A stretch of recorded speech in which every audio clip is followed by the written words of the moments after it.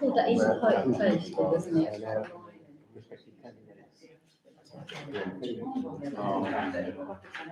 Can do, I can't find that. It's going to start. Okay. Good evening all, and welcome to this meeting of the Planning Committee on Monday the 11th of September. We'll start first with apologies for absence. We're looking like we've got quite a full room. Yes, Chairman, just Councillor Sinton. Grand. And that brings us next on to declarations of interest. Councillor Brooks. Thank you, Chairman. We have an item for the Henry Coventry Arms Houses charity, and I'm Vice Chairman. But it's a non-pecuniary. Okay. Yes, Councillor Ballon. Although I'm not part of this committee, I will state, I think everybody knows I'm a member of the Droitwich Tennis Club, who are also mentioned. Good. Councillor Hopkins. Yes, I've no fiduciary interest in the farmhouse, but as I have objected to the present set of plans, and may speak devolved to say that I have some interest as a interested neighbour and a supporter of the residents of the site. Okay, well, I'm sure those the objection will be quite valuable when we come to discuss that item on the agenda. I'm not seeing any of the hands shoot up, so we'll move next on to item 3 to confirm as a correct record the minutes of the meeting of the committee held on the 24th of July. Unless anyone has any corrections they'd like to propose, I'm happy proposing that as correct. Councillor Brooks. Happy to second, Chairman. Thank you. All those in favour? Wonderful. And that covers all the committee. This brings us next on to item 4A, the applications as attached. First two approved, Chairman. Thank you. So the first two are approved. So unless there's anything anyone wanted to add as a last minute on those, we'll go on to the third on the list of various sites along St Andrew's Square. Proposed internal public ground revised access features and associated upgrade of internal walkways. Something I'm quite sure we all agree will be quite good for the area. But let's make sure it's in the right way. Have we had anything on the portal? It's quite a bit on the portal, Chairman. Just splitting that, on the neighbours, there are 10 responses. 2 are objections, 3 statements of support, and 5 comment only. So taking the objections first, a lot of them are to do with opinions towards different retail lines, things like more clothes shops, more DIY, free parking, so not necessarily planning reasons. Congestion in Morrison's car park was another one. There's an objection within those 2 to the apartments proposal on overcrowding, so that is technically overdevelopment, so that is a planning reason. And a reoccurring theme that we've seen before is insufficient infrastructure grounds, which is a planning reason as well. On the comments, there's some very positive feedback towards consideration for rent-free and starter units for businesses, more facilities for younger families and children, so a more child-friendly environment for part of the shopping centre. Comment positively for the redevelopment, but consideration as part of the wider town centre scheme, so that would link to the town centre prospectus, and also it does mention brine facility sites such as Raven. There's some positive comment towards sobriety and also for the more green open space and planting and seating that's in the proposals. On statutories, there is only the one as of this morning, which was no concerns, and that was from WRS on ground contamination. Nothing else. Okay. So, is there anything anyone would like to add to that? Obviously, it's always good to see development happening on our already developed areas that offers improvements of businesses in our economy. Councillor Morris. Thank you. I was waiting to see if other people were going to talk first. So let's not. I'll throw mine in. I'm not a member of the committee, but you know, I've got something to say. Generally, I believe this is welcome because we do want our centre improving and being a better representation of the town in many ways, and it does this. But I do think this is probably phase one. I think there's much more needs doing than just the cosmetic and sort of creating a more inviting environment in some ways. We need the bigger picture of the whole town realigning and joining up instead of having the High Street, St Andrew's Precinct, Victoria Square. We need a better journey around the town. And that may be what they're looking to do, but that's not what's in this planning application. So I concur with the note I read from Sue and Paul, actually, that we should have a separate meeting, if possible, with the people who run St Andrew's Precinct, called MAP, and get their vision shared with us as to what they're looking to do in the future. And I think on that basis, we would then be able to see this in context instead of seeing it piecemeal. I know we have to judge upon the planning application as it comes up front, but it does seem a bit piecemeal rather than the full picture. Councillor Davidson. Yeah, Chair, I couldn't actually read all the information today because the Whithaven website kept timing out on me. So from what I've heard though, I would like the idea of small starter units for businesses, retail businesses, maybe connected with the fact that we've got a market as well, which now seems to be getting more popular. And I think in some towns there are these little unit places are a bit of a draw for visitors as well as people who live in the town. Right, I think we're always keen to see developments in town offer opportunities for people in the town. Councillor Brooks. Thank you, Chairman. I think, first of all, I agree with the comments that have been made, but I think we have to just bear in mind, as Councillor Morris said, I mean, as a planning committee, we can only consider what is in front of us. We can't redesign the scheme, much as we would certainly like to. And on a separate measure there, maybe outside of this committee, we could look to make an approach to the centre, as Councillor Morris has suggested, and just see whether we can get involved there in trying to shape what happens, but we can't do it at this particular meeting. And unfortunately, whilst again I would agree with most of the comments that are on the website, unfortunately, of course, again, there were not planning reasons, and obviously we can only judge tonight on planning reasons. And looking through that, I couldn't actually find anything that I could see a valid planning reason to object to. So on that basis, I would oppose approval. And as I say, I would like perhaps outside of this committee to explore what we can do to help influence things. I think it makes a lot of sense. I certainly couldn't see any planning reasons for objection. Obviously, concerns about use of a large car park don't make for, I think, particularly striking highways reasons to refuse. I do think what it shows is there's a great deal of interest from members of Droitwich and a great deal of good suggestions that could be added there, such as the increase in social and seated areas and green areas, especially starting units. And I should quite imagine, or at least quite hope, that Councillor Morris is right, that this is the first phase of future improvements. Although I wouldn't want to reject it for it being there being nothing I could see in there to reject it for, and it being improvements.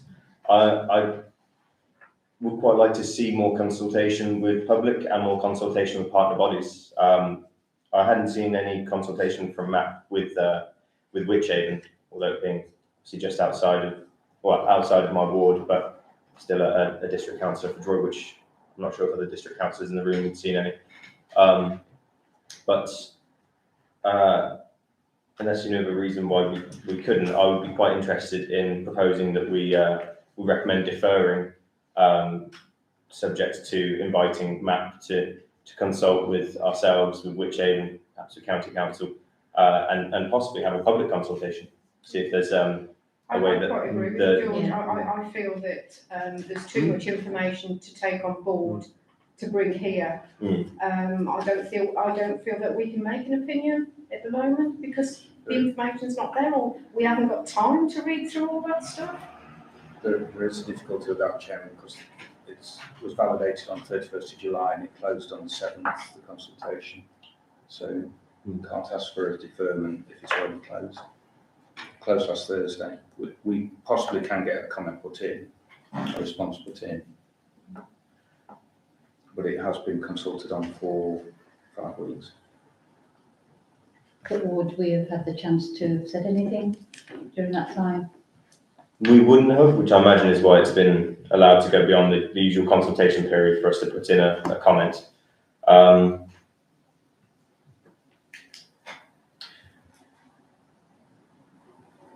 still feel that we don't have to recommend approval or refusal. I think we can put in comments that we would like to see more consultation with partnering bodies, more consultation or a public consultation to add in the views of what will be their primary market. I imagine that they are expecting residents of Droitwich to be the main body of users for the shopping centre. I would want to word it in a positive way and say that the committee are minded to approve, but would like to see some consultation. Obviously, there's the business group in Droitwich that's just started that I think would be a useful body for them to consult with. Councillor Humphreys. Thank you for allowing me to speak because this isn't my committee. But just to say, one of the concerning things for me is the lack of quality impact assessment, and that might be a way that we can perhaps sort of like have some consultation with the developers, talking about sort of making sure that they adhere to just not the legal requirement for access, but also making it generally part of the development, taking all aspects of access on board, which is harder to say than you think. Well said, definitely.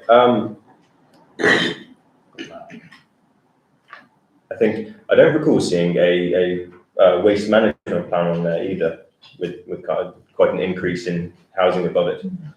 So Councillor Morris's hand go first, and then on to Councillor Brooks. Thank you, Chair. Just to say, this is the same group map that did Cathedral Square in Worcester, and I think anyone who's been to Cathedral Square is quite impressed by that. I know Droitwich isn't Worcester, but it still has a good impact and good image. And this is probably our biggest opportunity to affect that part of our town. And to do 5 weeks consultation over a summer period is a bit of a cop-out in some ways. It's not the right time to engage people and get people excited and involved about the change that's going to happen. And we need to get this right. Our town desperately needs a good shopping centre, a good central area. So it has to be spot on. And this is our one big hit to do that. So I'm totally behind the way that you're approaching it. And we need to try and get that engagement with Matt to the town council as well as a key consultee. We've got one hit. Definitely. I think there's a lot going on in the town, and I think it's important to make sure that improvements of any sort are working in the same sort of direction. Councillor Brooks. Thank you. I was very much in favour of what Councillor Morris has said, and I'm also very interested in his comments that this is possibly the first phase. And so, as I say, I think this could mean that we would have not through this committee and this meeting tonight, but we would have an opportunity to engage and try and shape this, and obviously all these residents' comments, bring them to the attention of the development. I just wondered, and I'm not quite sure on procedure here, whether it would be in order to actually formally propose that we should have a little committee that get in touch, or a town clerk's asked to make an initial approach, something of that sort. You can just go to a meeting to approach them. You don't need a separate committee. Yeah. For the whole of the town council. Yeah, I think if you're happy to communicate with them, and then perhaps if they're hesitant about meeting with the whole council, we can in our next council meeting delegate a group to meet, and use that as an opportunity to invite Wychavon and possibly other partners and other bodies, so the civic society and the business group, I'm thinking. Well, Well, thank you for that, and very much what I had in mind. George, I know it was in the press over the summer, but if we can work with them in a positive way, we can draw attention to what they're doing. It will bring more people into the centre. We've got a lot of new estates. This could be a good vehicle to promote what's going to happen in the centre and bring people in. Very much so. Hopefully they'll see the power of consultation with the public as a way to bring in that ownership and make people fall back in love with their town centre. No, I'm very much in favour of that, because again, this can be a win-win situation. We can get what we want, they can get, as you say, more people interested in coming in or taking premises, so. Certainly. Working together. As long as we've got that worded in a positive way to show that as a committee, if I'm reading this right, we are in favour of improvements to the centre and appreciate the work done, but feel there's room for more, and would outline the interest from members of the public, strength of feeling for further improvements, and would search for an opportunity to consult properly with Matt and open up the consultation to public more. Wonderful. So I'm happy proposing that. Would anyone care to second that? I saw Suzanne go first. Councillor Brazier.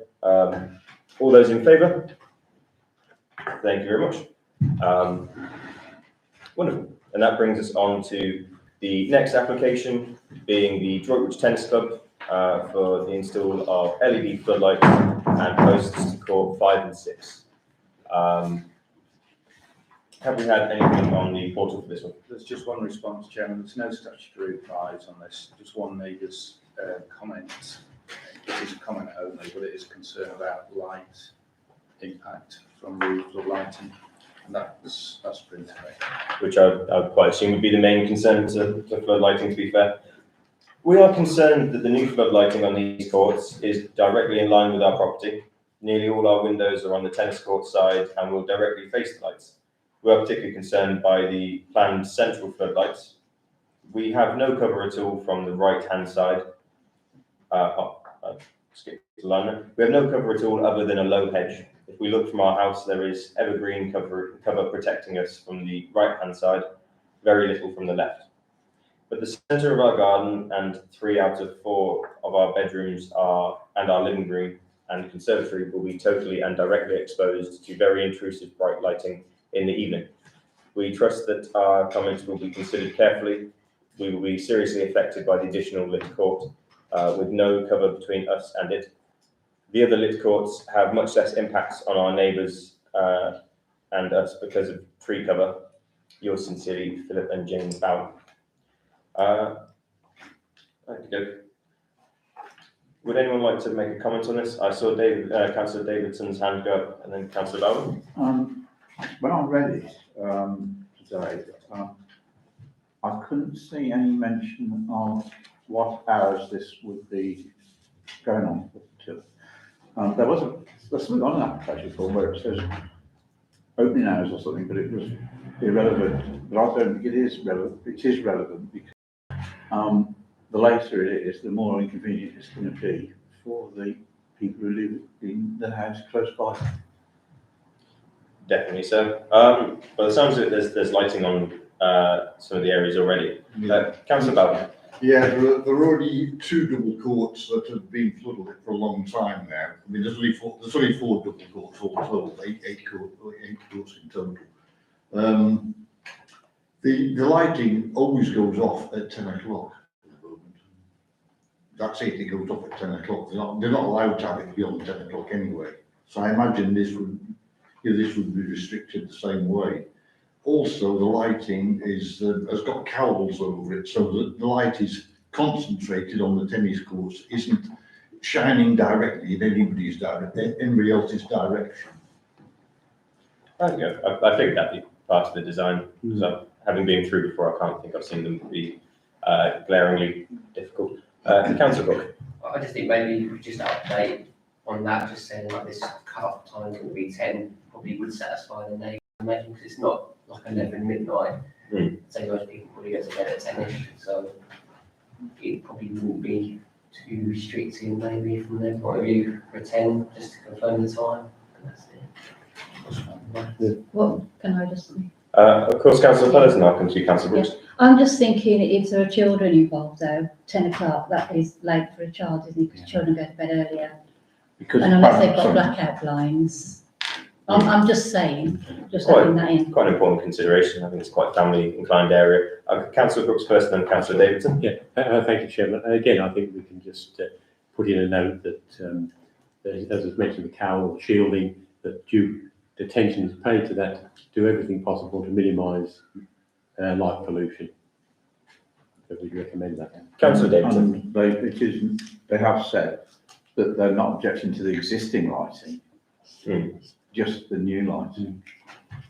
Must be falling in a bit more of a, well, as I've said, falling in a bit more of an exposed area. But I think, considering, you know, the other lights go off at 10 and are sufficiently shielded to stop excess lights in the wrong direction,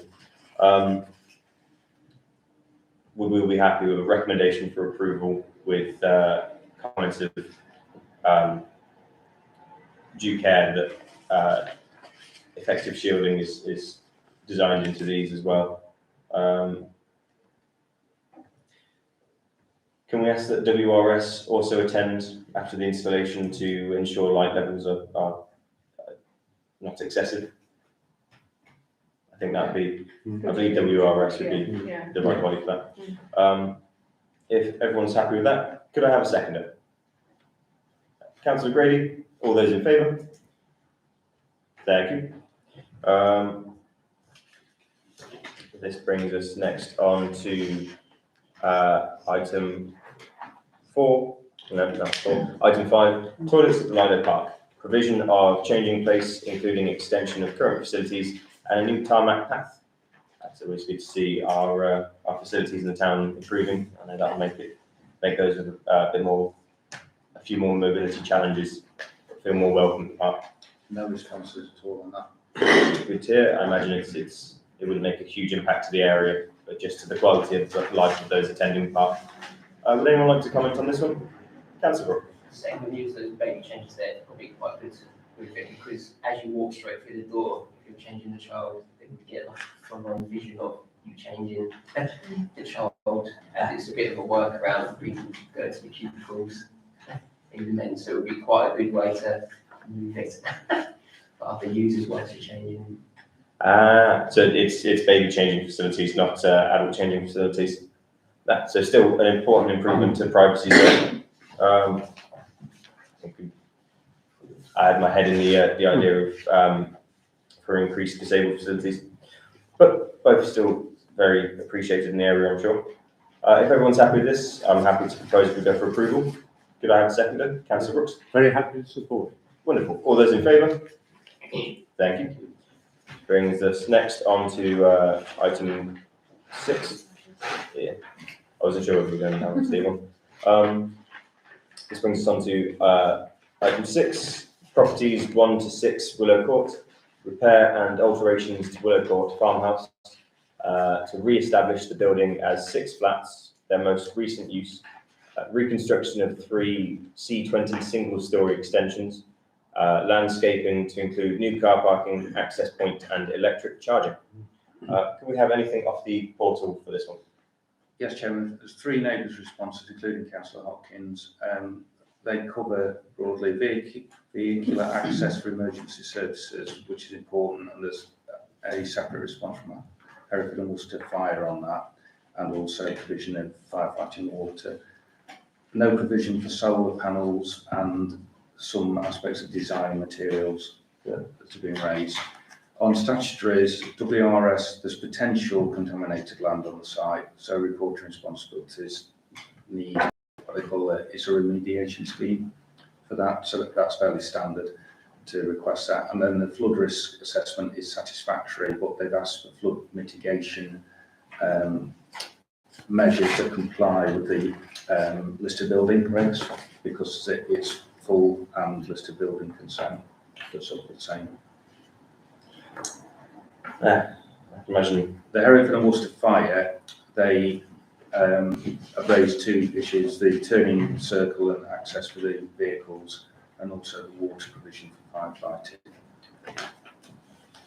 A difficult site for sure. I can imagine that there weren't many considerations towards flood mitigation when it was first built.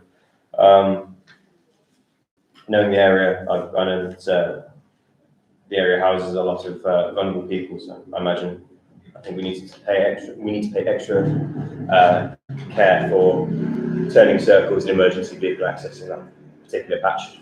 Councillor Key, I saw your hand up. Yeah, what's a C20 single-storey extension? Does anybody know? I researched it for all we can. I've come up with a solution.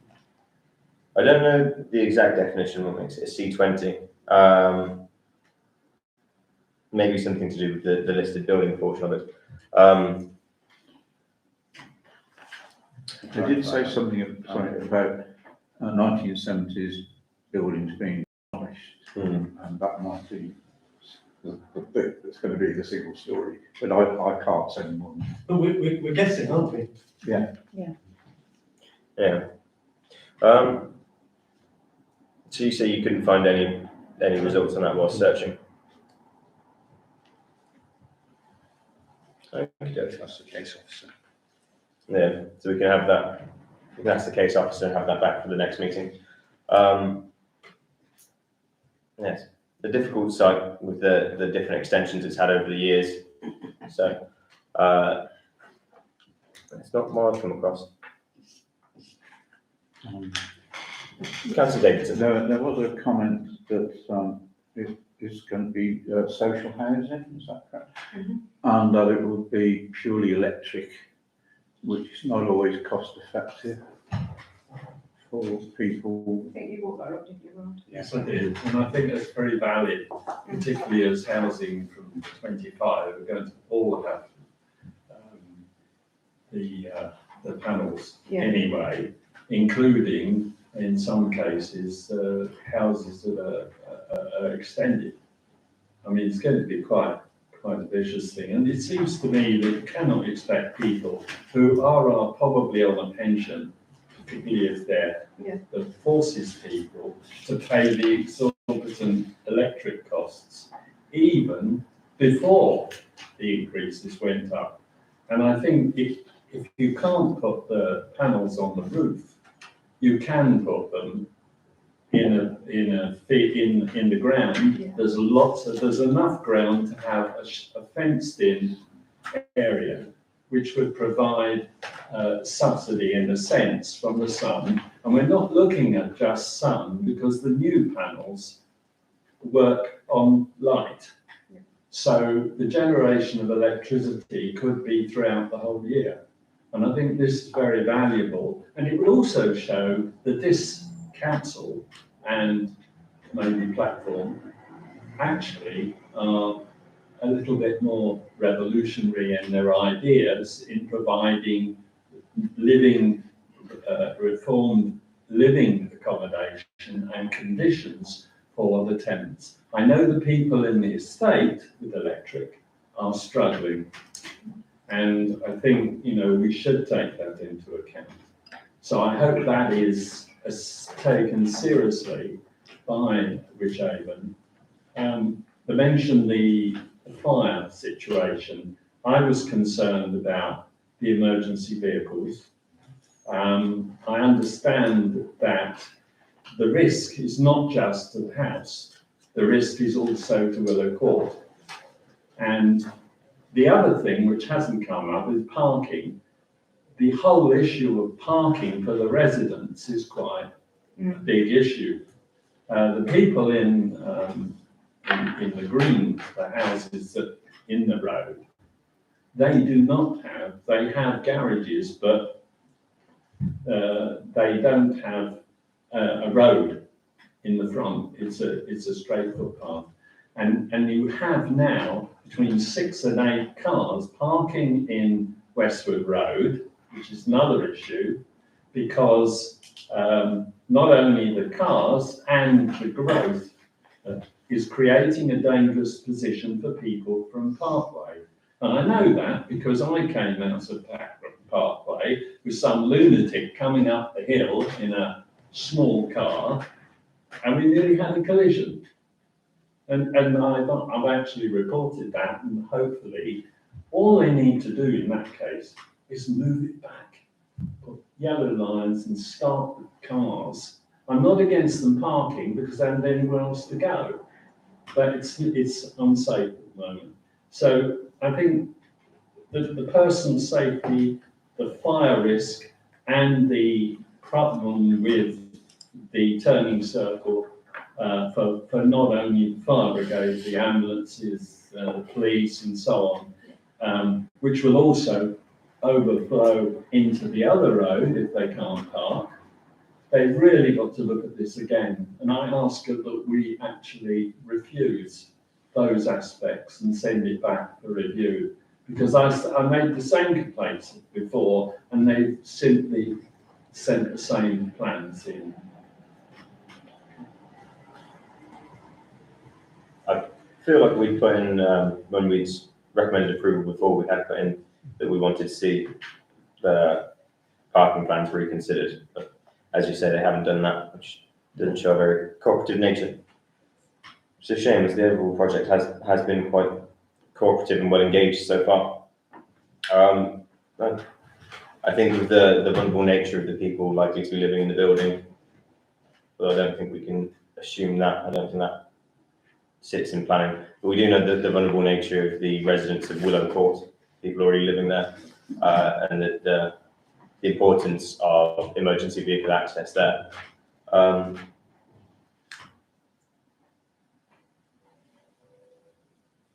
Although I don't want to refuse it, as I think the project is quite good, I think you are quite right that the safety aspect of not being able to, of emergency vehicles not being able to access it, and the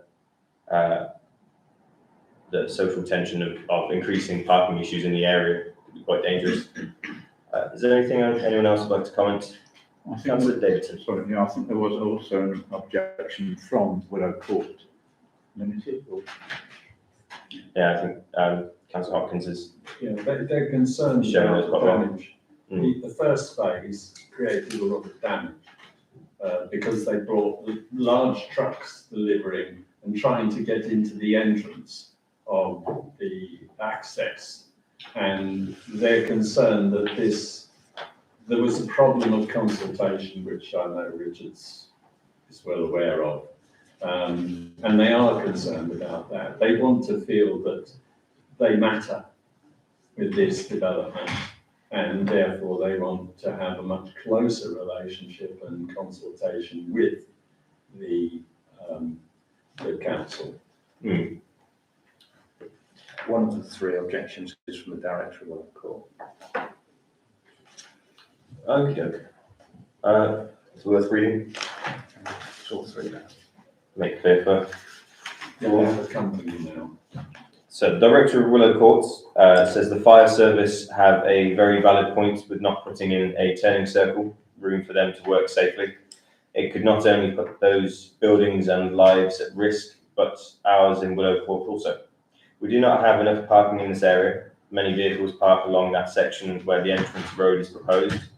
Where are they to park whilst works are ongoing? Where do you propose they park after work is completed? By making the car parking area bigger, this could help. The lorries that have been driving down these small roads and streets have been horrendous during phase one. The size of some of them, the damage they have caused to our private Willow Court property and road. They park up for hours and drive into parts they have no access to, also damaging those parts of our road as well. They block the road to reverse in the entrance. I have video photo evidence of the incidents with the lorries. Willow Court residents only have one way in and out of our road, so with them struggling to reverse in, it holds us up with getting to work and appointments. It should not be affecting us, yet it is. It is unacceptable. The history of the farmhouse is what we thought the focus was on this project. However, this is not what the plans are showing at all. It will not fit in the area. It certainly does not need that amount of money spent on it, especially the pathways, driveway and parking area. Porous resin, gravel and block paving are not historical. It will make it look far too modern and not in keeping with the history of the farmhouse. This concerns us as it will look odd and out of place. It certainly is not going to blend in with the surrounding houses, bungalows and area. It can look just as lovely without being so grand. Residents of Willow Court and Hunters have issues with these plans as we live next to it. Before planning is approved, we would like our points to be taken into account. Councillor Morris. And I should ask, they've sent me that, and I've requested a meeting for the residents of Willow Court. I'm in dialogue with Joan Pickering, Deputy Chief Exec, with whichever, who's agreed that we can have a meeting. Just no date yet. Okay. The other thing on the responses from statutory, Chairman, is the fire service have said that it doesn't conform with fire access regs. So that really should be put in part of the response from the town council, whether it's a comment or an objection. So that is plain, it doesn't conform to the proposal. So I think it's, I'm minded to propose that we recommend refusal on grounds of unsafe parking conditions and emergency vehicle access. I think as much as I approve of the saving of the building and I'll bringing it into use and securing the area around it as that too, is that it in its dormant state is obviously a danger for trespassers or for trespassing.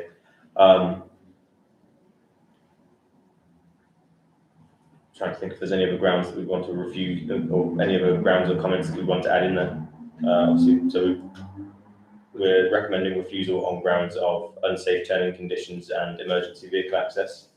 But you can comment that you support redevelopment of the site, subject to those factors being addressed. Did we ask that we'd like to see consideration of other solar panel options? There is a lot of ground around there. I wouldn't want to see too much of it gone as it makes a good play area for young people around the estate. Can you also support that they do set a meeting up, whichever to with the local residents? Yeah, so refusals. Could we have some clarification about what C20 is? We're being asked to approve something, we don't even know what it is. So we'll add in that we'd like to see clarification on the details of C20 extension. So as well as subject to improved parking plans, improved turning plans, considerations for other solar options, consideration for a consultation meeting, public consultation.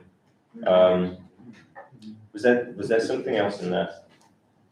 The fire regs. Fire regs.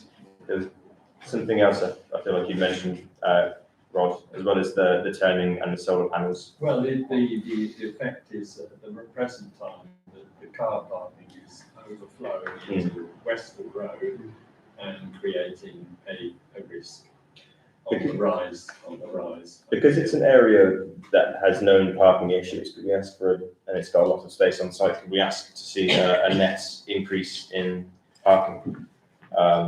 It was the all electric heating systems. We asked to see that there's consideration for other more cost-effective or ongoing cost-effective heating options.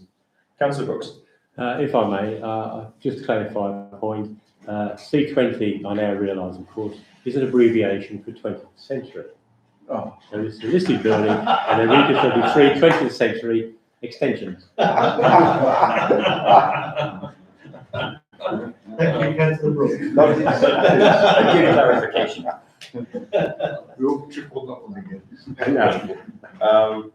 Yes, I can imagine that would be a bit more in keeping with the houses around. I think it's a strange site that's a jumble of many different extensions throughout centuries. So if everyone's happy with that, Councillor Hopkins, would you like to recommend or propose that? Rather you refused it. And on the question of the solar panels, as from 2025, even houses which are being rebuilt or with additions added to it are required to conform with the rules for reduction in carbon. And therefore, I think the solar panel is something they should try to accommodate, because they're going to have a problem. I mean, the lighting is not just in the flats. The common lighting will also be paid. Who's going to pay for that? And if that's the council or the thing, we have an interest to keep those costs down too. So it's not just the tenants, it's also going to come back on the council and as well. True. I always like to see things self-sustaining. It would depend on the efficiency and the cost for installing solar panels in a non-standard setting. I think that's always something to be taken into account of, is whether the cost over its entire lifespan is more carbon effective than producing the power elsewhere and sending it in. So I'm keen to see considerations for other solar options. But in a difficult site, they can be hard to enforce and sometimes can be carbon negative.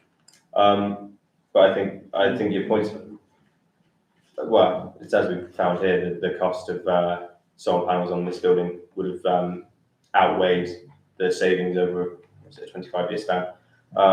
Well, somebody should find out, because if it produces, like our building, a positive net value after 25 years on the one quote we have had. Whether they need repairing after 25 years, there's a lot do. They do fall apart and they do require maintenance, especially if it's on a listed building roof. It then costs more to go and maintain them. But also, around, I like the idea of having solar panels on the ground, because obviously the listed building roof would probably not sustain, as in the farmhouse would probably not sustain solar panels. If they're on the ground floor around it, which is very, very tree covered. I know that new solar panels are more efficient on low light levels, but that could block out a lot of the light, especially with, I think it's a protected willow tree there that takes up a lot of the ground. So I'd be keen to ask them to explore more solar options, but it'd be interesting to see what they come back with. So we're unless you want to propose the recommendation for refusal, which I'd quite support, I'm happy to propose it. So we will need a seconder. Thank you, Councillor Clements, and all those in favour? Wonderful. This brings us next on to so listed building. Are there any other comments people would like to add just on the listed building portion of it, or I'm happy to propose that we respond the same. Could I have a seconder? Thank you. All those in favour? Thank you. Grand. Bring this next on to 59 Clayball Road, a proposed ground floor playroom with first floor bedroom extension. So no neighbours replies on that one, Chairman. And the only statutory is WRS, and that's standard on landfill gas protection. Grand. Is there anything anyone would like to comment on this one? It's just a small property, wanted more room. So we had a quick look, doesn't impede on anybody. So. Yeah. Always good to see people able to improve on their homes. I'm happy to propose approval for this one. Seconded. All those in favour? Wonderful. This brings us next on to 3854 Coventry Homes, renovation and improvements to the west elevation to include installation of secondary glazing. Councillor Brooks. Thank you, Chairman. With your permission, I'll perhaps give a little bit of background on this one.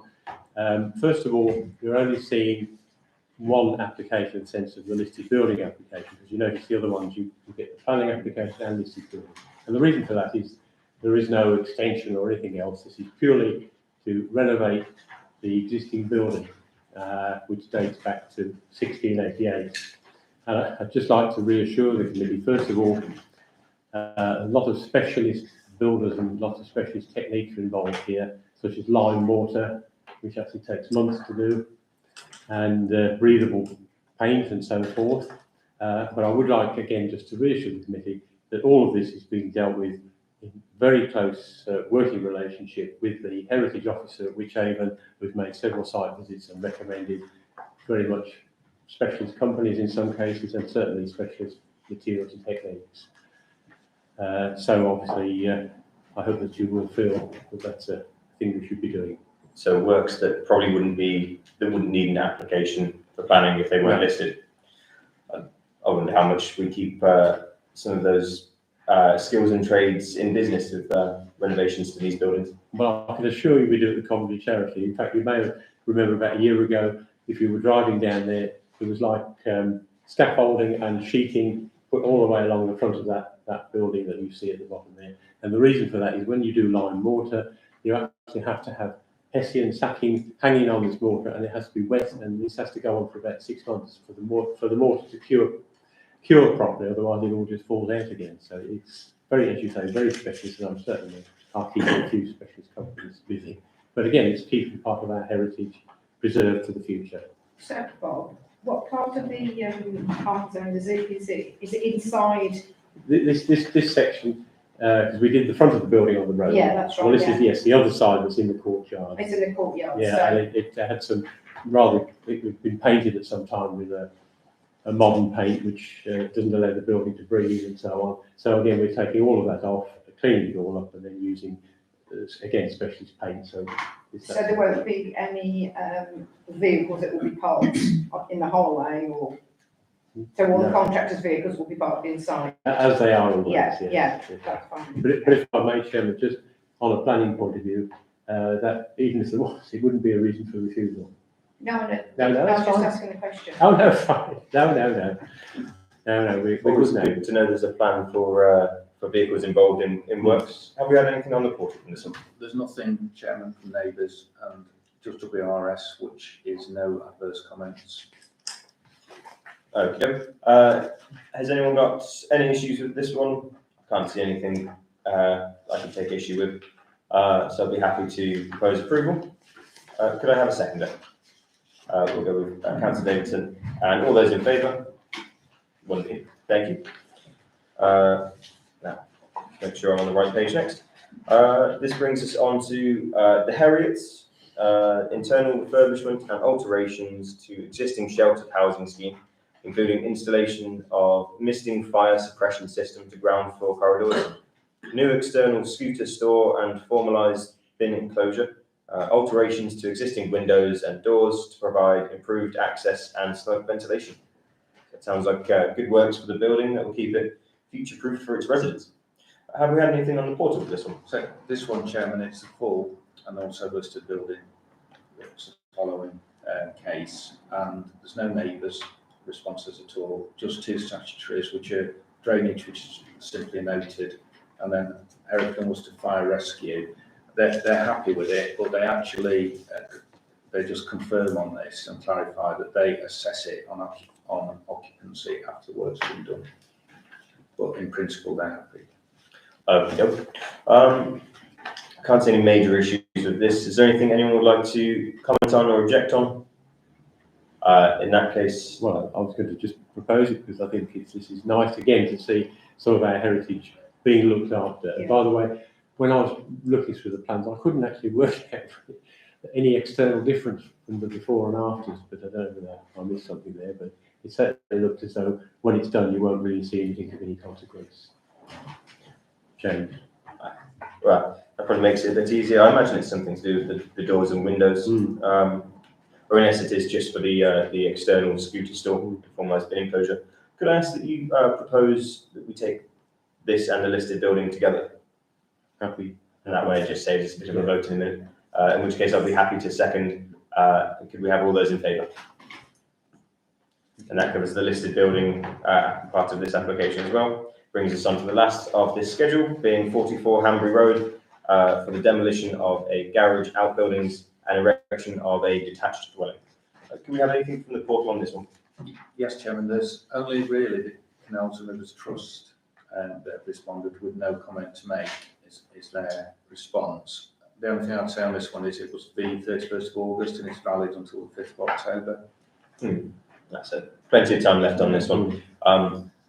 I had seen that one of my councillors had been round and investigated, and it seemed like quite a positive sort of application of a family being able to continue to grow on their patch. Would anyone like to make any comments on this one? Councillor Brooks. Thank you, Chairman. Again, I'm looking at the plans there. It looks to me as though it's a reasonable development and it will actually blend in quite nicely with the surrounding buildings from what I can see of the choice of materials and so on. So I would be very happy to see it go ahead. Wonderful. Is that a proposal? Sorry, yes, Chairman. Even better. I'd be quite happy to second that. I think it's nice seeing families being able to grow in their space, and then can we have all those in favour? Wonderful, thank you.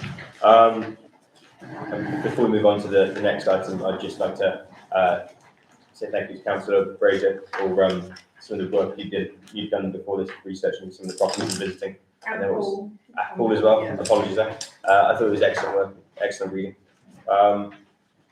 This brings us next on to item 4B, amended planning applications of which none have been received. So we go on to 5A, decisions of the local planning authority, starting with approval notices. The local planning authority has issued 8 approval notices since the last town planning committee. Of these, all 8 did accord with the recommendations of ourselves. And 5B, refusal notices. Whichever district council has issued no refusal notices since the last town planning committee meeting. Do we think it would be possible to get to start adding in how many recommendations for refusal we've given to see if that's sort of in line, or to see if we're recommending more refusals than are going ahead? How do you mean? So because There are 8 that we consulted on, that they've all gone through in accordance with what our response was. And there's no refusals whatsoever come through of any that we've been consulted on in that period back to the 25th of July. Okay, I was more wondering if there are some that we recommended refusal on that had then been passed, or that would be included in there. So as long as it's no major issue, more of a curiosity. So if we're all happy with those, we'll go on to item 6, the Worcestershire County Council Road Traffic Regulation Act. This being a first and second notices of order for a temporary closure along Ledwich Close. This one already having been completed. Hopefully done to a good standard, not requiring any comment from us. Quite a few of these have been done in August, Chairman, I think. Okay.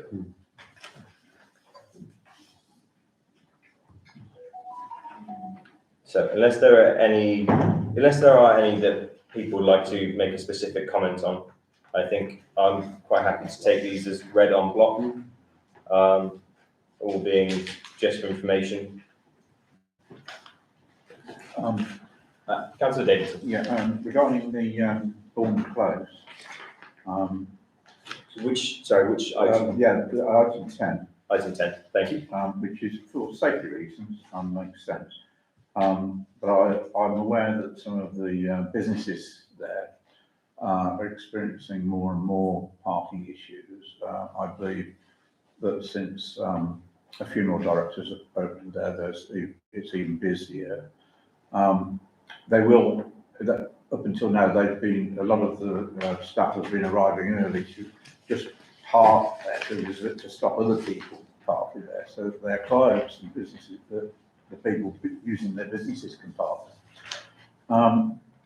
Therefore, and also it's almost impossible to get it is impossible, has been, to get a residence scheme because of a county-wide policy. Therefore, then it may be possible to remove yellow lines in other parts of that area.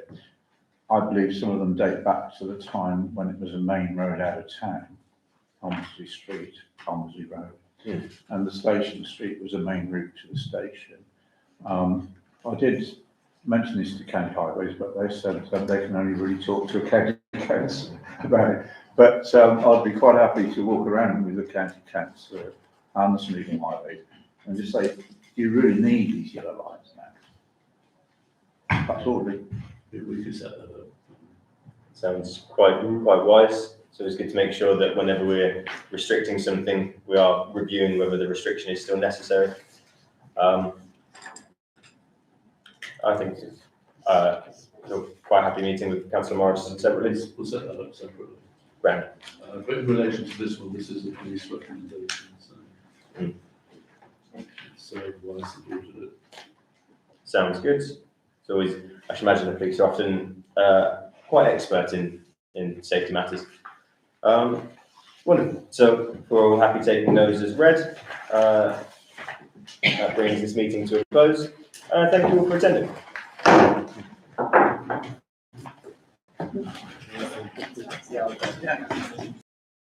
Do you want me to follow along with none of them?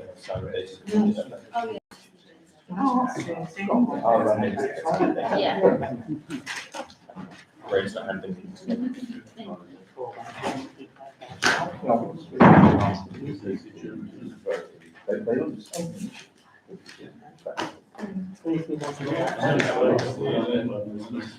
long meeting, but heavy. Thank you, Chairman. Do you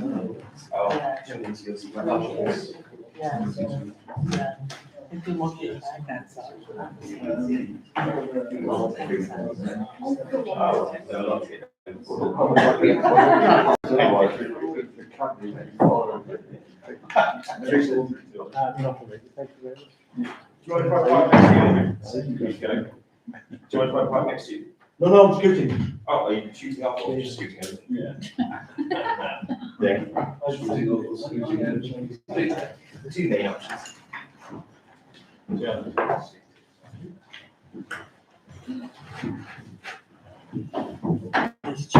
It's any light.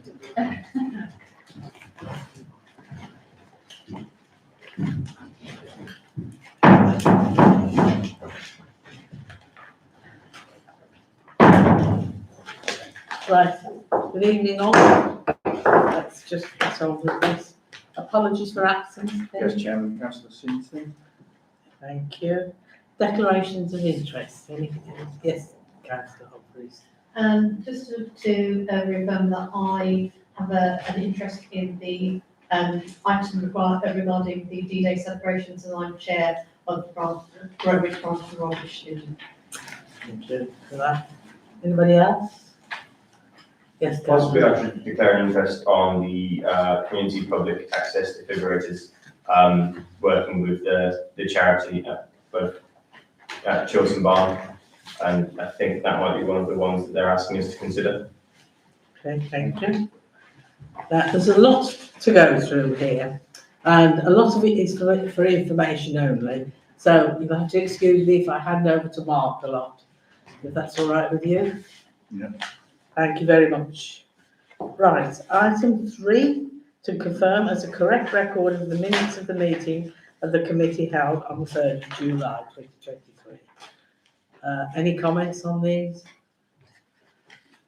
Happy to propose them as correct. Thank you. A seconder? Thank you. Thank you. All those in favour? Thank you. Item 4, to receive the attached letter of the appreciation dated the 28th of July 2023, received from Penny Gilfeather, Secretary of St Vincent's de Paul Society, with regard to the Community and Amenities Grant awarded in July 2023 towards the Bereavement Cafe project. And the letter is there. For Yes, Chairman. This is a lady that presented at the last meeting as well. It's just information. Item 5, community grants. To receive and consider recommendations made by the Grants Appraisal Committee on the meeting of the 4th of September. Schedule attached, and they are here. There's just the 3, Chairman. They're all recommended to the committee tonight for approval. Each by coincidence is £500, and they're summarised on the sheet there. Has anybody got any comments of those? The only addition I would say on the Civic Society one, there was a condition on that they had a venue for the play for the John Hemmings 400th anniversary, and John Armstrong has confirmed today that that is the high school theatre. So That's good. that condition is satisfied. It's got 21st of November. 21st November, we'll do publicity. Lovely, that's great. I propose we accept these en bloc. Any, can I have a seconder? I'd be quite happy to second them. Thank you. All those in favour? Thank you. Item 6, community public and access defibrillators. And we have Mr. Peter Richards here to Yes, Chairman. speak to us. So this, I'm just conscious we've got new members as well. We do have a mandate, as it says on the agenda there, a standing mandate to adopt 5 community access defibrillators by the town council. We've covered the costs, the insurance, the liability, all those factors have previously been addressed. So really, we've had the opportunity to invite Mr. Richards here this evening to help us just clarify which 5 locations, and then we can just simply go ahead with it and adopt those, similar to the police have adopted them for the police response vehicles recently. Happy to support it. Over to you then, Over to you, Mr. Peter. Richards. And I'm sorry you had to walk back outside. I was all right. hoping it wasn't raining. It's a nice evening.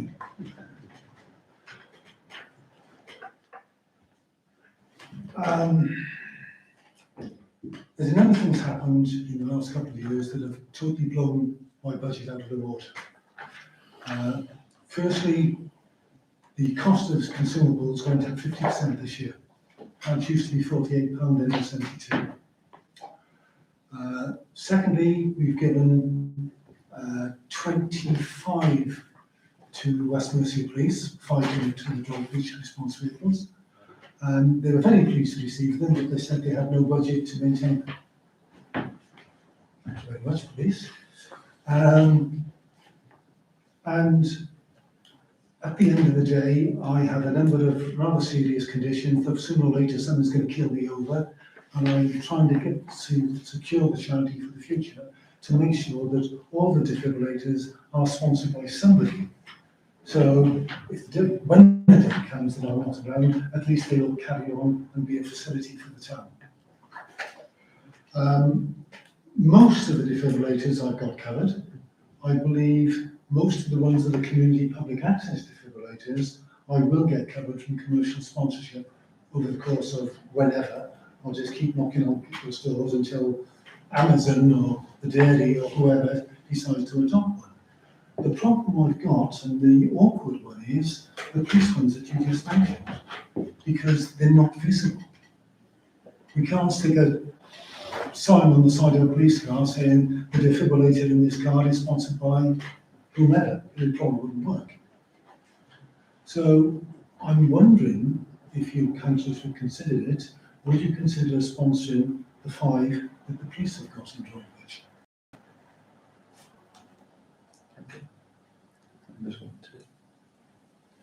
Any comments, anybody? I'm just wondering about the cost. It costs approximately, at the moment, approximately £75 a year per defibrillator. So £375 a year. I'm hoping that the costs won't go up another 50% this year. Just to remind members, our existing mandate did cover the costs. So that does change from year to year, but that's within the budget provision and the insurer costs as well. Nothing really when you're saving a life, is it? Councillor Humphries. I was just about to say exactly the same thing. So it is nothing really when you think about why we're sponsoring these defibrillators. And I actually think the ones that will be the hardest to fundraise for will be the perfect ones for the council to sponsor. Yeah. Because they're the ones that you're going to struggle to get an outside agency to cover the cost of. So I will propose that we sponsor those 5 that are with West Mercia Police. And I'll second that. Councillor Morris Johnson. Yeah, I was just going to ask Peter if it tried the Office of Police and Crime Commissioner. Yeah. Because they're in Worcestershire, and he also covers Shropshire, and Shropshire don't have it, so it's not fair, they're not going to do it. That's fair enough. I agree it's a minimal cost and we need to save the lives. Yeah. Because we've got this on the agenda, I'd just like to pay respect to Peter, who's done so much in terms of the AEDs for Droitwich and the surrounding area, actually. So I think the community should say a big thank you to you. Yeah. So we've had a proposer, we've got a second Yeah, there? we've got a second. We've got a second there. So it's just. So all those in favour then? Thank you. Thank you. Thank you very much. So Chairman, I'll liaise separately with you, Peter, to the arrangements. I'll be in touch in the next Thank you. couple of days. Thank you all. Thank you. Thank you. Cheers.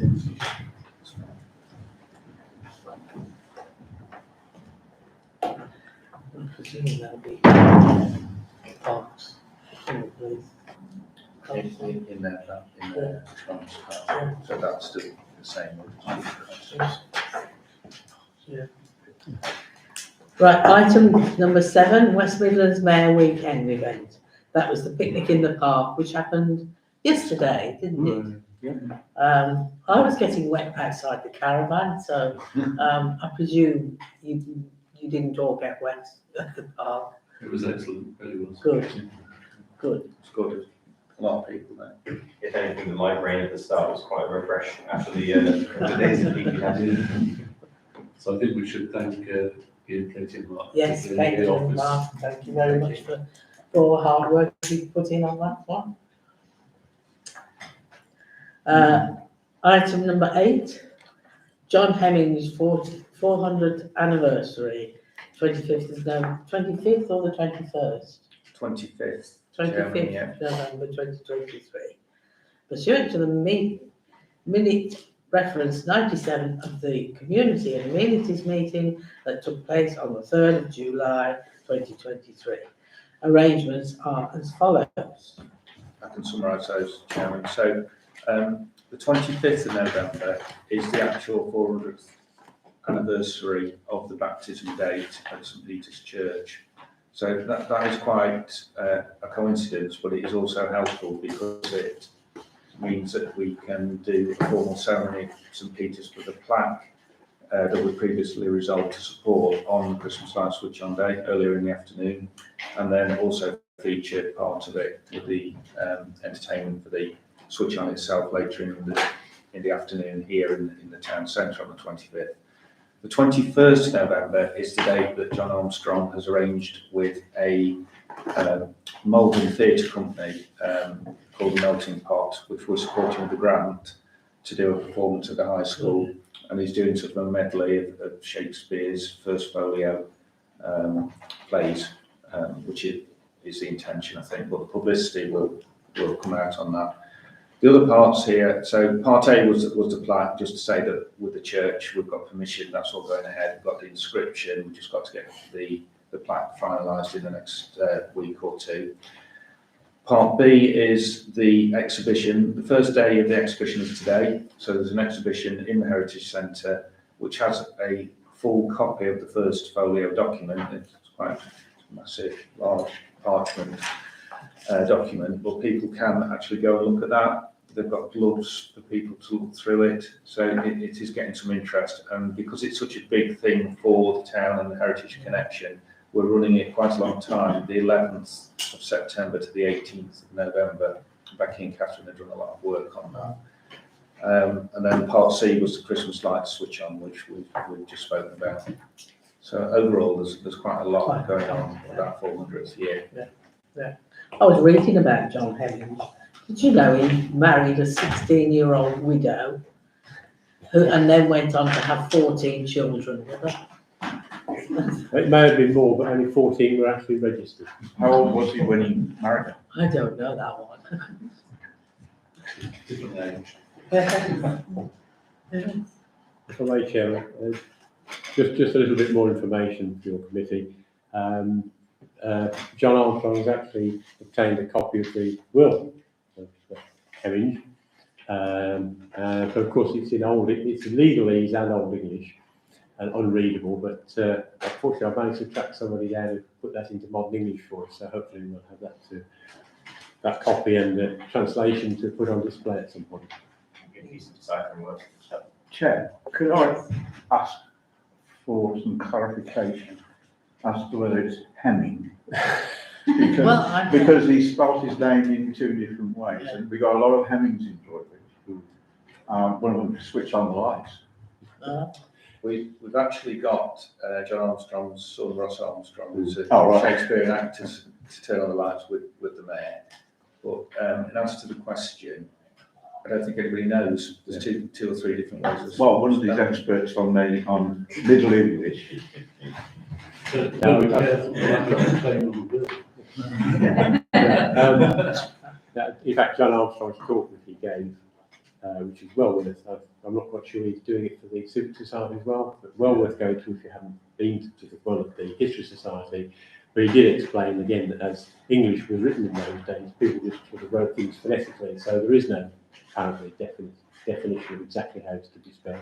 Can I stick with Hemming? I think you can stick with what you like in there, English, not the same, is it? It's like Shrewsbury or Shrewsbury. Yeah, it's probably a bit late for him to argue now. Shakespeare had about 5 different ways of writing. Yes. And, I think it's worth thanking our officers for their work on this as well. And I think, as you mentioned, the grants, I think that's probably some of our officers' work that goes quite hidden. I think it's worth thanking as well. It's probably a valuable part of the grants that we give out. Yeah. Right, item 9, Westwood Lodge allotment site. Mark can summarise that for me.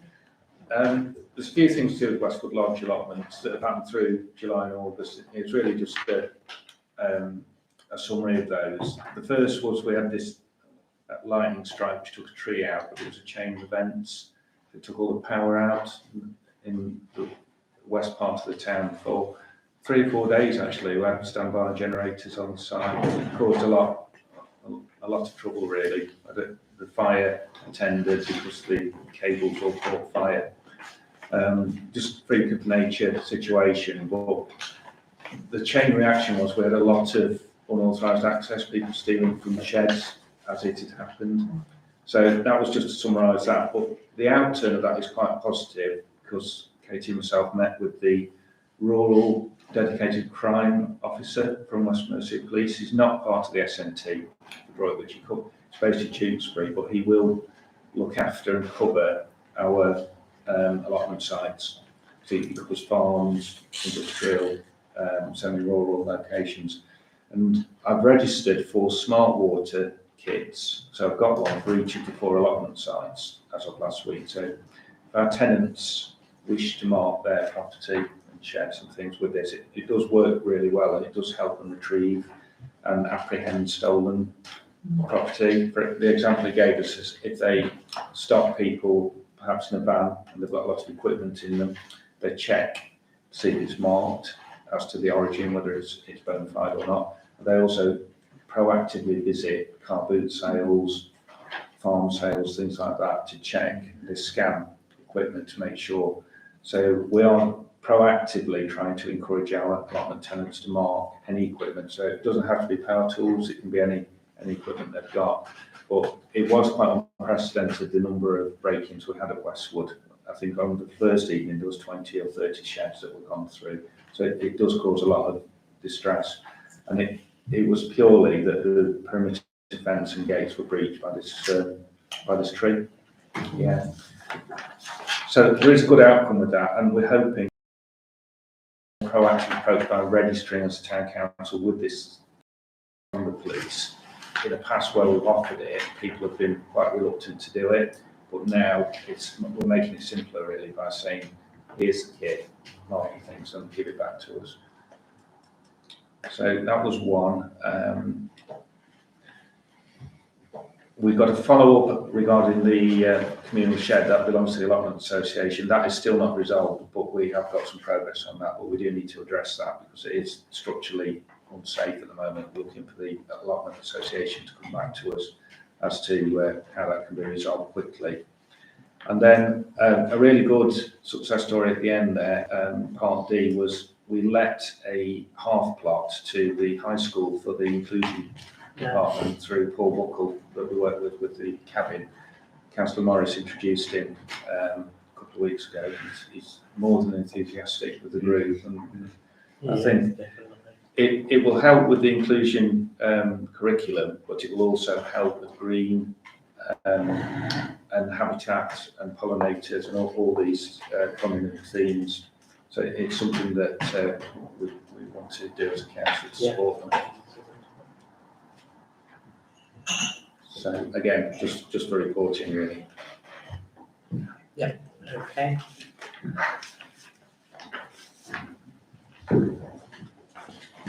So item 10 then, D-Day anniversary event.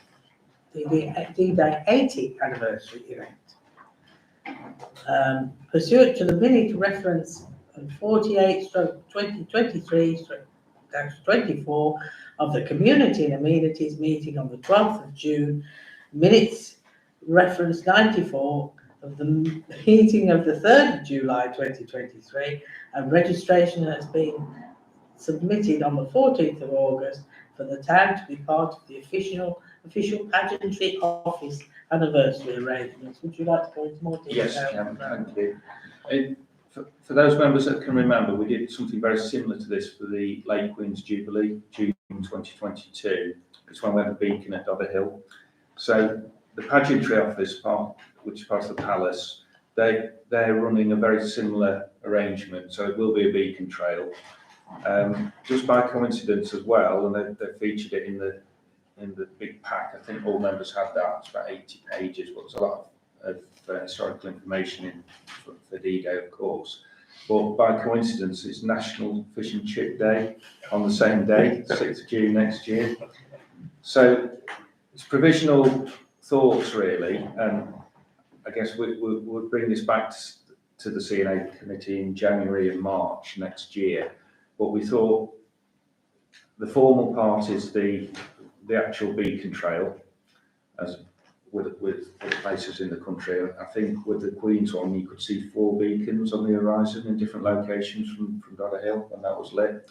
But then we could do picnic in the park, fish and chips in the park, all sorts of things. And a bit like Katie did yesterday for the Mayor's Weekend in the park, we could do a programme around that for that evening. And maybe all the local chip shops could have some sort of special offer or decorations. You can have a chip off. Yeah. The best chippy in Droitwich. Chip trail, yeah. And on the official side of it as well, I have, as Councillor Humphreys has already said, I have contacted the Legion, and I've also contacted the 2516 Squadron ATC, because they both supported us very well with the last one that we did. Because there is an international tribute at 9:15, that's part of the formal arrangement. So I think it's something that could go very well. The other thing that is added on at the end, it is the 50th year of this town council as well, next year. So you may, as a committee, want to do something either with that or something separately.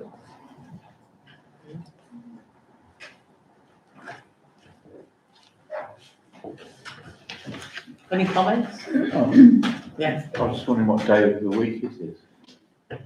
Good question.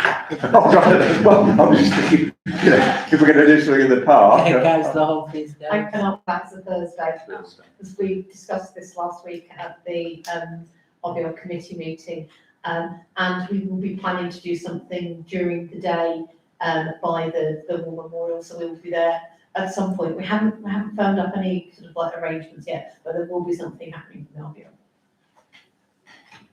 There you go, for Thursday.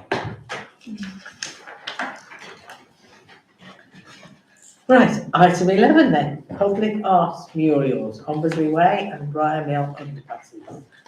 So simply on this one, Chairman, it's just to say that it's been on the agenda for a while because we had these graffiti issues. That anti-graff covering has been applied successfully in July, and thankfully we've had no further issues. We have had graffiti, but it comes off, so that should be long lasting now for those particular locations. The third location is the Briar Mill underpass under the A38 from King George's. The King George's underpass. There is some graffiti on there, but we're going to remove that and then it was the lighting ducts on the ceiling that didn't have the anti-graft coating, so that will be applied if it hasn't been already anytime soon. So that should protect all three of those locations quite well. Effectively, that then signs off that project. Yeah.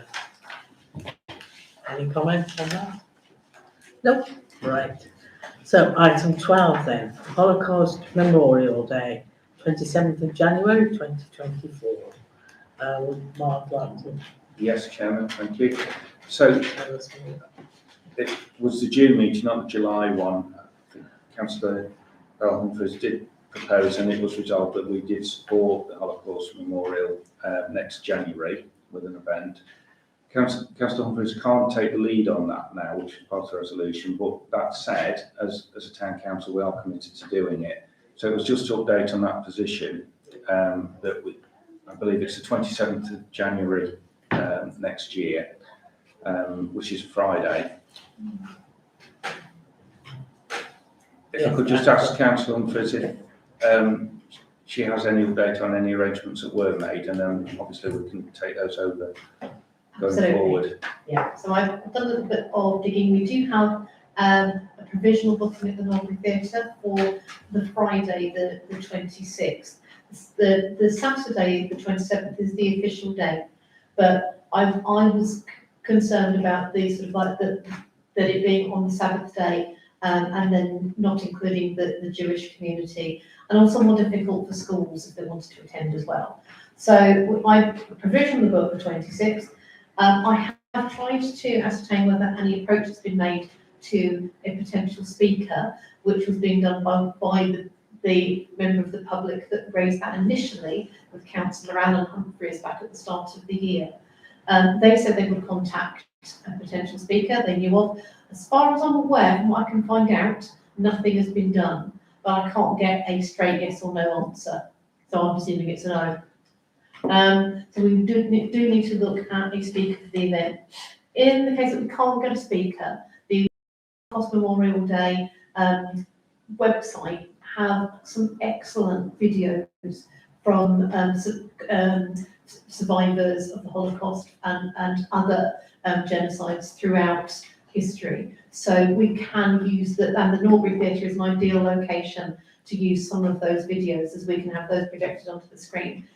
We won't have the full stage because the panto, it will be on, so it will only be the sort of like the front of the stage. But I don't think we'll need that. I think actually it's more important that the Norbury is a fitting location for that kind of event. So that's all I've done so far. What I've suggested to the town clerk is that I have at the moment quite a big workload, and I don't feel able to lead on this. I am happy to be part of the committee looking at it, and I think now it's time that we put a working group together to take this forward, because it's proving to be quite a lot of work just for one person. So that would be my proposal, that from tonight's meeting we agree sort of like a few interested people to work on this together to make this happen, involving the sort of like the staff as well at the council office. Chairman, if I may, the original resolution was a working group which comprised Councillor Duffy, Councillor Morris and Councillor Humphreys. So that's already in place. So it's really just to arrange a meeting of the three to take it forward. Members are happy with that. The members happy with that? Yeah. Any comments on that? I'm happy to stay involved. I'll talk with you both. Yeah, I was going to say, if you want to set a meeting now, after we want the to arrange to set a meeting. Absolutely. Um, We can do that. Yeah. Councillor Morris, are you happy with that? I'm happy to be involved. Yeah. So far, I'm not happy to lead it because I don't have the time either, but I'm happy to be involved. I suppose it'd be a case of meeting and just coming up with a bit of a list of things we need to do. Then Absolutely, yeah. yeah. That's fine, we can do that. And just separately on it, Councillor Sinton did speak to me. If there isn't a speaker that's been contacted or confirmed, he does have, I think it's through the Masonic Lodge, he does have contact with the Jewish community, and he has given me the name of somebody if we do need some help with it. That was this morning. So, That is excellent news, thank you. Brilliant. I think before we move on then, as part of that, I think that'd be an excellent part to have, whether we can find this fee for ourselves or not, have the Jewish community involved. Would it be, could we ask yourself, Mark, to reach out to them and find dates they'd be available to meet, and then to contact Councillor Humphreys, Councillor Morris and I, and we'll go from there. Brilliant. I believe I know one. I'll try and have a word with him. I think as well, if any other councillors in the room would like to get involved, please contact Mark. Include.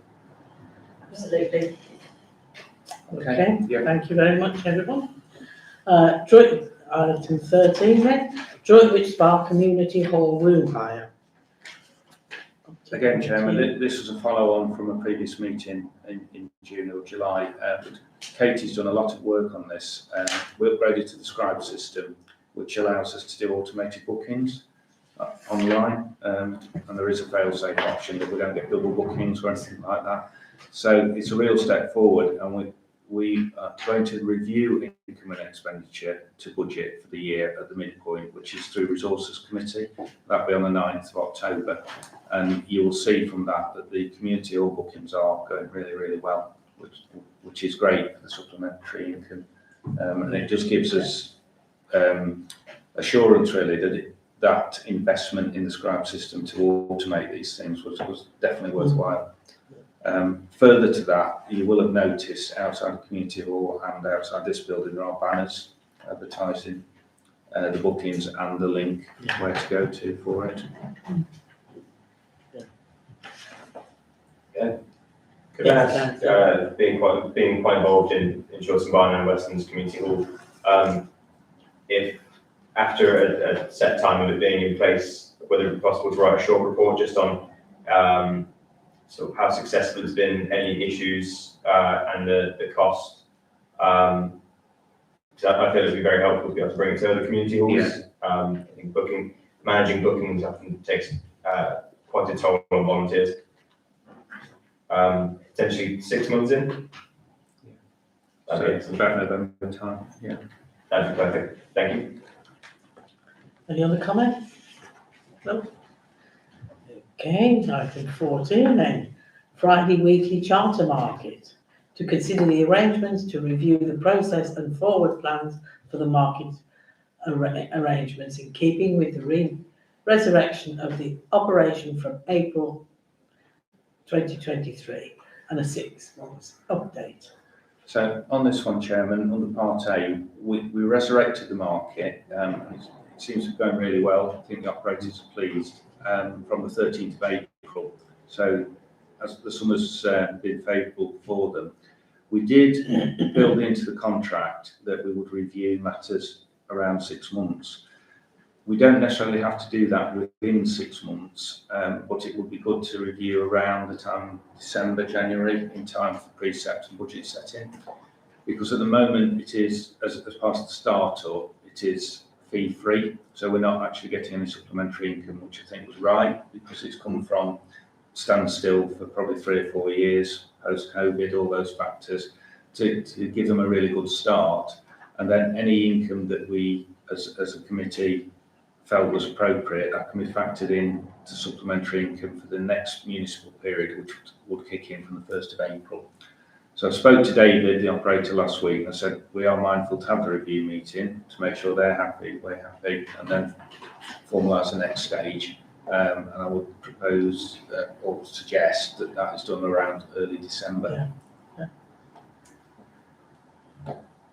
But the feedback we've had is that it is positive. And then Part B, we are looking at a wider collaboration. If we can link the farmers market and the charter market, but there's obviously the doubling up on lines and competition, so that is quite sensitive, but we are looking at a couple of dates that we could possibly do that. One's October, one would be Christmas lights, where we'd like to do a bigger market. But there is a third angle to that I've been approached by the high street traders. There's a gentleman coming to see me tomorrow, and they've got some ideas, mainly around Christmas, but if we could do a bigger market around that sort of November, December theme, including some presents from them as well, from that side of the town, that would be helpful. So there's a few things going on, but it's all positive towards markets and bringing more people in. Yeah. Yes, Councillor Duffy? The review sounds an excellent idea. I imagine if there's talks of doing a larger event on the 25th of November, that'd be for next year rather than this year, if we're thinking possibly to do the review closer to December. But also just because it sounds like there's a lot going on for this November. So, I'll take it from you as to whether that sort of would increase the workload or increase the kind of risk of clashes to a dangerous level. But a mixed event would definitely sound like an excellent way to increase footfall into the town, especially with the involvement of the businesses, and to make use of the preferably up and down the high street, I think, and along the road outside the Raven. I remember in my younger years, there was I remember some of the stands and the events we had up and down there being excellent for sort of footfall through the town, for just making the entire town centre look really lively. Especially since Councillor Brooks had the diversion signs and things installed onto the high street. I think it'd be excellent to see some stands along there again.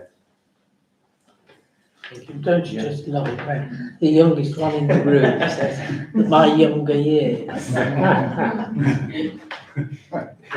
They're a bit closer to my current years, so we can follow up on a lot of this at the early November. Yeah. Okay. Right. Okay. Item 15 then, the German twinning 14th anniversary with Bad Ends 2023.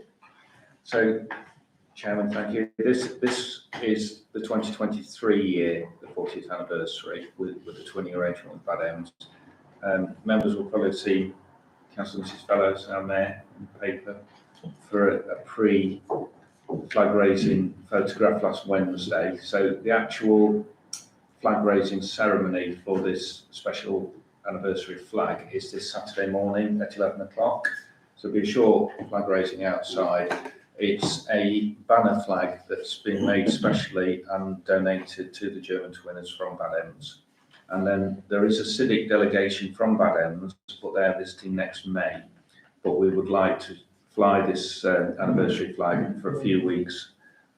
A couple of reasons. One, the gardens look really good until October, and also it needs to be in 2023, not 2024. Okay. Any comments? Just after that, can we put the Ukrainian one back? Yes. Yeah. Unfortunately, I won't be able to make it for Saturday morning. I'm off to a friend's wedding. But for anyone who is able to make it, I highly recommend popping into St Andrew's Shopping Centre afterwards, as the Droitwich Arts Network have a mini Arts Fest day on. Possibly maybe quite nice for any guests to come and visit as well. I'm not sure, well, if we're doing something in May, that could be an ideal opportunity for a larger market day as well. So I think that would fall in line with when the French Twinning Association do their main activity for the year. Although I'm not sure whether, because I know that they leapfrog years as to whether a delegation goes there or a delegation from Boromon comes here. So we'd have to find out from them which year they're on. But it'd be possibly a nice time to invite them to have to try and arrange stands for some of the French and German wares as well. Okay. Noted then. Thank you. All right. Item 16, information page guide for the Town Council and committee meetings on Town Council website. Again, Chairman, this one's as presented really. Thank you again to Katie for this. With the live streaming and the recording now that we're doing routinely since June, there is a page or an item on the website that helps people and encourages them how to log on to join meetings. We've also got that in the notice board outside. I think Councillor Brooks suggested putting it in the other boards as well. So just to encourage constituents that they can participate from comfort of their home, or look back at the recorded ones. And this one, item 17, this one sounds exciting, doesn't it? Whichever Parish Games. I'm not sure any of us are up to, George might be, but every game. I'll volunteer as well for the game. I'll watch. It seems they do have polls. Ah, there you go, yes. Councillor Sinton isn't here tonight, Chairman, but when he was Chairman of Wychavon, he presented the prizes for that year, and he was very impressed. But Droitwich, I think because of the size of the town, have not been actively engaged in this. And we are repeatedly invited to join it. I think because of the logistics of different wards and things, the only way we could practically do it is to have a working group to set it up with possibly some other pubs and things for teams. But the detail of it would have to be a separate committee. So it's just what members thought about doing that. And this would be for the 2024 year now. Yes, Every chairman at Wychavon presents the awards, but in my year I tried to get Droitwich involved. It was incredibly difficult, and you're quite right, Mark, it's because of the wards. Because you'd have to represent Droitwich Central Ward, or Droitwich South East Ward, Droitwich East Ward. Our biggest opportunity is probably Central, and Mark's right, it's probably the pubs. I would actually try and get the Working Men's Club on board. They have a variety of activities and sports there. You don't have to do all the sports that they have in the parish games. You can select the ones that you're going to represent your team in. So, and I think the Working Men's Club, if they would be happy to take it on, would be ideal to take that. Yeah. Because they have darts and dominoes. I think they might have a Skittles alley as well, somewhere in storage there. I mean, in this game, they have darts and dominoes.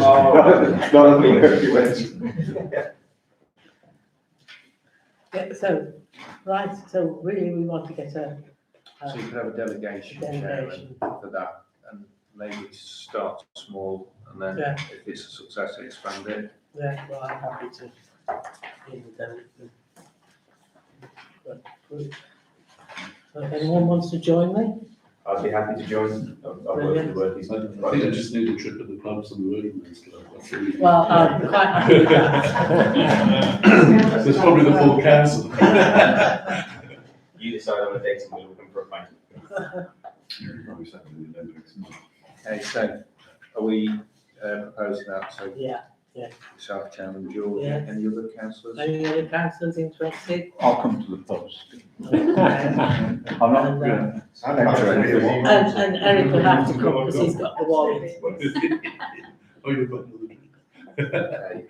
I think I'm quite happy to second that. Okay, thank you. All those in favour of that? Thank you very much indeed. Yeah. Okay, so I'll contact Sue Collins and say Yeah. that, and then we'll make the arrangements. And that, ladies and That's it. gentlemen, is that. But before we disappear, can I make notice that I have had lots and lots of people say how wonderful our flowers are.